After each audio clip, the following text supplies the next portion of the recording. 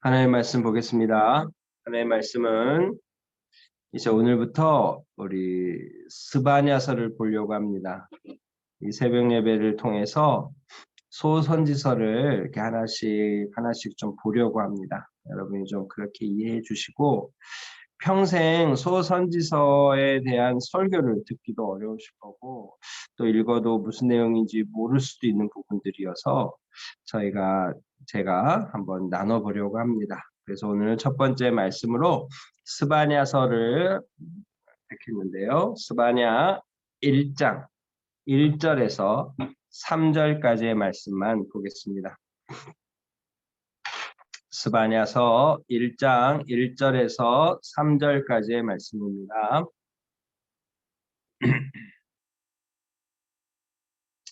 스바냐 1장 1절에서 3절까지의 말씀 제가 봉독합니다. 아몬의 아들 유다 왕 요시야의 시대에 스바냐에게 임한 여호와의 말씀이라. 스바냐는 히스기야의 선손이요 아마랴의 증손이요 그다랴의 손자요 구시의 아들이었더라. 여호와께서 이르시되 내가 땅 위에서 모든 것을 진멸하리라. 내가 사람과 짐승을 진멸하고 공중의 새와 바다의 고기와 거치게 하는 것과 악인들을 아울러 진멸할 것이라. 내가 사람을 땅 위에서 멸절하리라. 나 여호와의 말이니라. 아멘. 여러분, 스바냐 선지자는 오늘 말씀에 설명한 대로 요시야 시대에 사역했던 선지자입니다.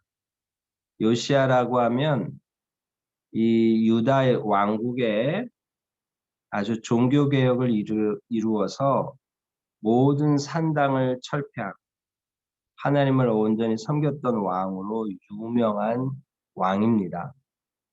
그래서 그 시대에 스바냐가 활동했다라고 하는 것으로 볼 때 스바냐가 이 요시야 임금의 이 종교개혁의 이 상황들을 뒤에서 많이 돕지 않았을까 하고 학자들은 추측을 하게 됩니다. 왜 그럴까요? 이 요시야 임금이 8살의 왕이 됩니다. 그리고 16세에 하나님을 찾고 24세에 이스라엘 땅의 우상을 완전히 척결하게 됩니다. 그러니까 그 어린 나이에 이 모든 일을 한다. 쉽지 않은 일이죠. 그런데 오늘 그의 곁에 이 스바냐가 있었다. 이렇게 보는 거예요. 이해가 되시죠? 그 다음에 이 스바냐서는 또 어떤 의미에서 의미가 있느냐? 스바냐서를 한번 여러분이 통으로 한번 읽어보시면 좋을 것 같은데요. 하나님의 심판의 메시지가 강합니다. 오늘 2절, 3절에 바로 그 메시지가 나오는데요. 그런데 그 심판의 메시지만 하시는 게 아니고 거기에 소망의 메시지가 아울러 나오죠. 그래도 내가 이스라엘 너희를 버린 게 아니다. 사랑한다. 아주 유명한 하나님의 사랑의 노래가 나오고 또 여기 이 말씀에 그 구약 성경 특별히 선지서의 하나의 큰 흐름 중에 하나인 남은 자 사상이 이 스바냐서에도 많이 나옵니다. 오늘 그래서 이 하나님의 심판과 그 심판만 아닌 하나님의 어떤 사랑, 하나님의 구원의 메시지가 함께 담겨져 있는 책이 이 스바냐서다. 여러분 좀 그렇게 이해하고 전 이해를 가지고 이 스바냐서를 함께 읽었으면 좋겠습니다. 오늘 스바냐라고 하는 이름은 뜻이 있습니다. 여호와께서 숨겨놓은 자, 간직한 자라는 뜻이에요. 여러분 벌써 뭔가 의미가 있지 않나요? 네, 하나님의 심판이 있지만 하나님이 숨겨놓는 자, 하나님이 간직한 자, 이 남은 자가 있다. 어떤 그런 메시지, 소망의 메시지가 여기 벌써 담겨져 있는 거죠. 그 선지자 이름에. 어떻게 보면 이것이 중의적인 하나님의 메시지다 이렇게 보기도 합니다. 그런데 특별히 오늘 1절 말씀을 보면 이 요시야 시대의 스바냐에게 임한 여호와의 말씀이라 해놓고 히스기야 아마랴, 그다랴, 구시 4대에 걸친 이름을 소개하고 있어요. 왜 그랬을까요? 보통 여러분 다른 선지서들을 보면 선지자의 출생과 가문을 설명할 때 한 2대 정도 설명합니다. 그런데 오늘 스바냐는 4대를 거쳐 설명해요. 근데 그 4대의 끝에 히스기야가 나옵니다. 그래서 학자들은 이 히스기야라는 이름 자체도 이스라엘의 백성들에게는 이렇게 흔한 이름 중에 하나였어요. 그런데 히스기야가 나왔다. 굳이 히스기야를 썼다. 왜 썼을까 했을 때 그 답을 이 히스기야가 이스라엘의 왕이었잖아요. 그 요시야 임금의 증조부 정도 되는데요. 그런데 그 히스기야가 나오거든요.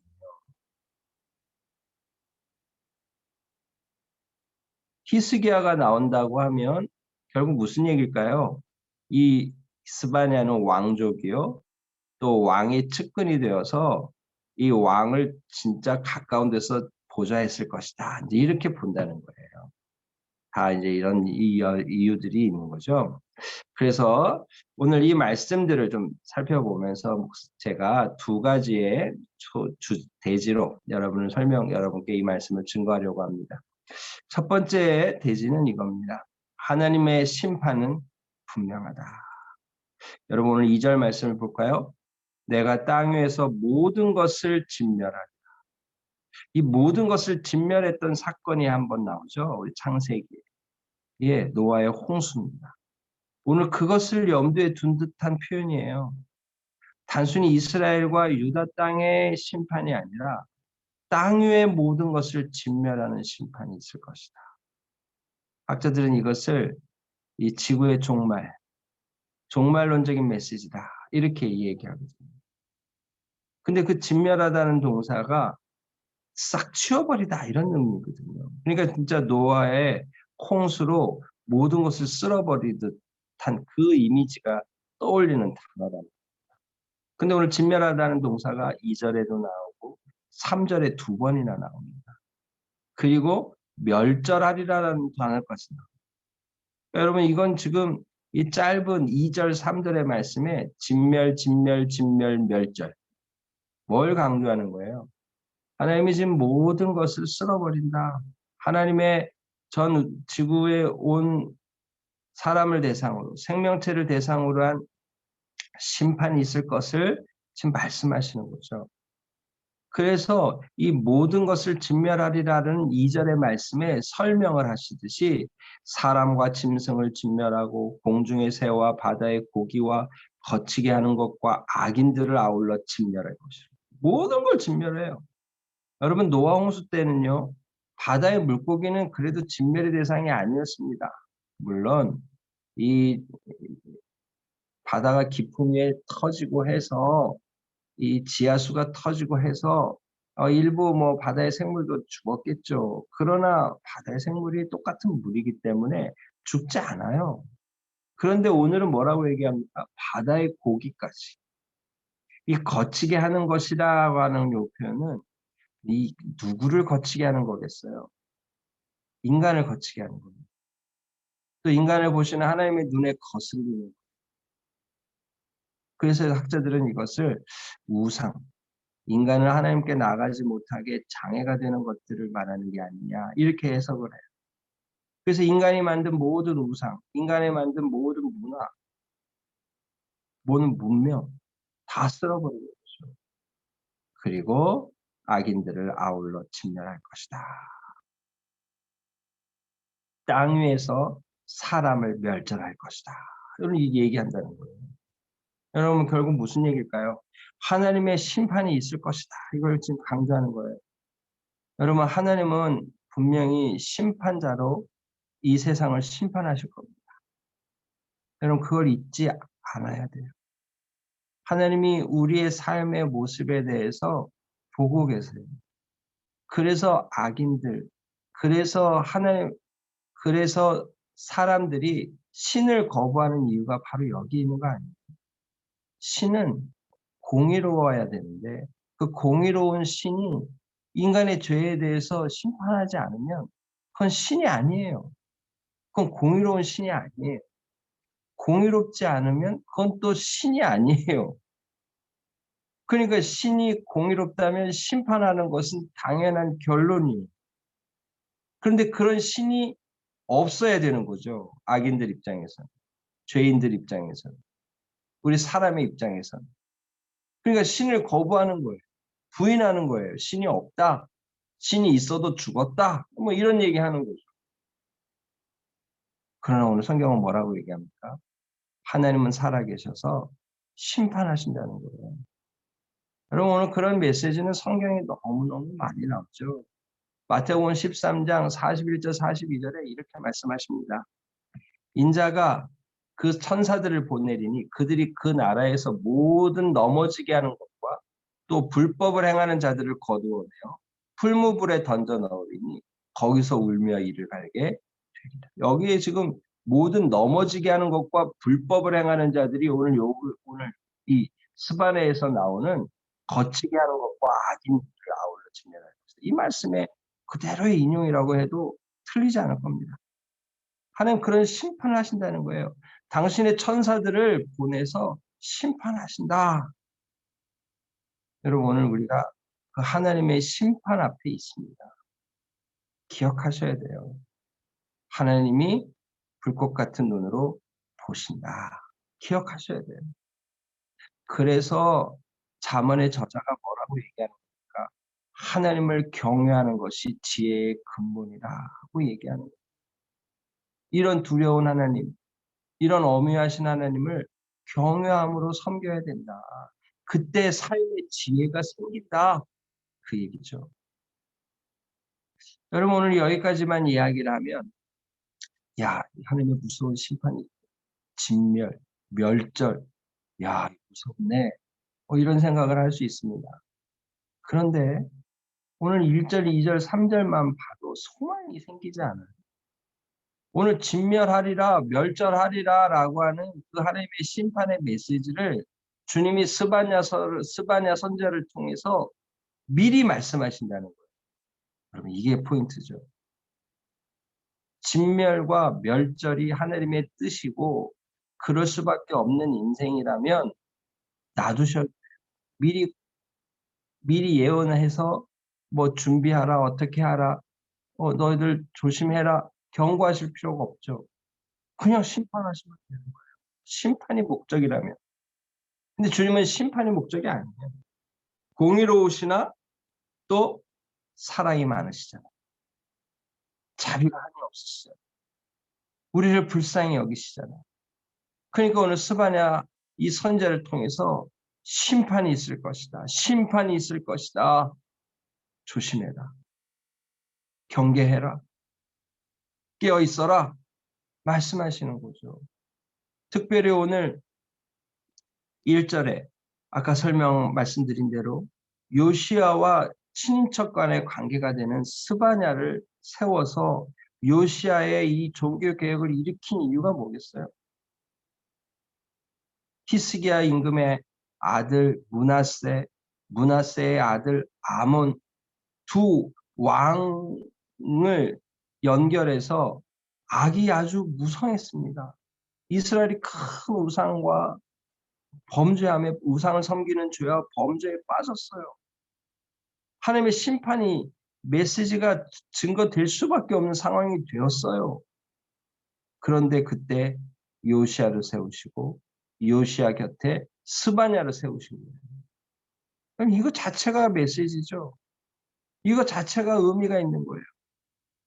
하나님이 당신의 백성들을 이렇게 구원하시듯이 땅 위의 모든 사람을 내가 멸절한다.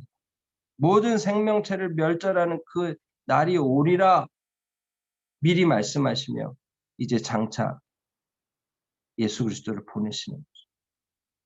여러분 이게 주님의 사랑이에요. 주님이 우리를 경고하시고 혼내려고만 하시는 게 아니고 또 당신의 사랑으로 우리를 보듬고 이끌고 계시더라는 거죠. 여러분, 오늘 우리의 선택이 이제 무엇이 되어야 되겠습니까? 하나님의 집에서 심판이 시작할 때가 되었나니 만일 우리에게 먼저 하면 하나님의 복음을 순종하지 아니하는 자들의 그 마지막이 어떠하며 또 의인이 겨우 구원을 받으면 경건하지 아니한 자와 죄인은 어디에 서죠? 오늘 베드로전서 4장 17, 18절에 이렇게 말씀하시는 거죠. 이 두려운 심판이 온다는 거예요. 그러기에 하나님께 나가야 되는 거죠. 근데 사람들은 어떻게 합니까? 내가 이 일을 행하여도 내가 잠잠하였더니 내가 나를 너와 같은 줄로 생각하였도다. 그러나 내가 너를 책망하여 내 죄를 내 눈앞에 낱낱이 드러내리라 하시는 분. 하나님의 심판이 당장 있지 않으니 사람들이 어떻게 하는 거예요? 하나님을 자기와 같이 사람 취급하는 거예요. 그러나 하나님이 어떻게 하신다고 말합니까? 너의 죄를 눈앞에 낱낱이 드러낼 그날이 올 거라는 거예요. 그럼 오늘 우리가 이런 주님의 이 엄청난 메시지를 들어야 되는 상황이에요. 그러니 어떡합니까? 이사야 55장 7절을 기억해야 되는 거죠. 악인은 그의 길을, 불의한 자는 그의 생각을 버리고 여호와께로 돌아오라. 그리하면 그가 긍휼히 여기시리라. 우리 하나님께로 돌아오라. 그가 너그럽게 용서하시리라. 오늘 주님의 이 메시지를 듣고 우리가 주님 앞에 더 나아가면 좋겠습니다. 성도의 삶은 회개의 연속입니다. 죄 짓죠. 넘어질 수 있습니다. 탐욕과 정욕에 세상 욕에 빠지기도 합니다. 그러나 그때마다 주님께 나가야 돼요. 주님께 나가야 돼요. 그러면 주님의 또 사죄의 은총을 받아서 또 새롭게 무장하여 또 한 걸음 나갈 수 있습니다.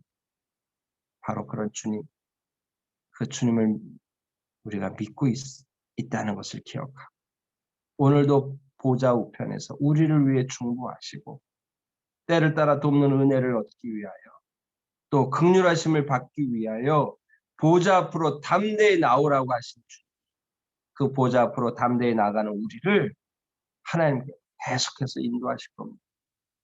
여러분 오늘 그런 믿음 가지고 의인은 7번 넘어져도 8번 일어난다 하는 말씀을 여러분 기억하시죠? 그래서 그 말씀 붙잡고 죄를 범하지 또 넘어지지만 또 뻔뻔하게 주님 안에서 주님 믿기에 하나님께 또 나아가서 하나님의 평강을 누리고 뺏기지 않는 인생, 사단을 짓밟고 누르고 승리하는 삶, 그런 삶으로 오늘 하루를 채워갈 수 있기를 우리 주님의 이름으로 축복합니다. 아멘. 한번 기도하겠습니다. 하나님 아버지 감사합니다. 오늘 스바냐의 말씀을 통해 우리에게 가르쳐 주시니 감사합니다. 우리의 모든 행한 바를 주님이 아십니다. 그것으로 우리를 심판하십니다.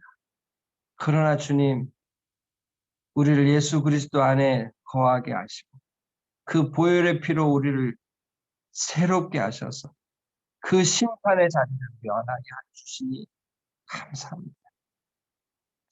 이 벅찬 감격과 은혜 가운데 사는 삶 살게 하여 주옵소서. 그러나 이것이 빌미가 되어서 하나님 앞에 범죄하는 그런 우리의 모습 되지 않게 하시고 하나님이 우리를 사랑하실 때 끝까지 사랑하신다는 이 사실을 기억하고 주 앞에 살게 하여 주옵소서. 세상의 사람들은 이 땅에 임할 이 심판의 메시지를 듣지만 거부합니다. 부인합니다. 그러나 하나님 스바냐 선제를 통해서 또 기독교의 역사를 통해서 그들을 구원하시는 그들을 주님께로 인도하시고자 하는 주의 음성, 주의 손길들을 저들이 보게 하시고 또 우리가 그들에게 이런 주님을 증거하게 하셔서 더 많은 주의 백성들이 주 앞에 나올 수 있도록 이끌어 주옵소서. 하나님 오늘도 함께 하셔서 주님과 동행하는 거룩한 삶이 되게 하여 주옵소서. 감사드리며 예수님의 이름으로 기도하옵나이다. 아멘.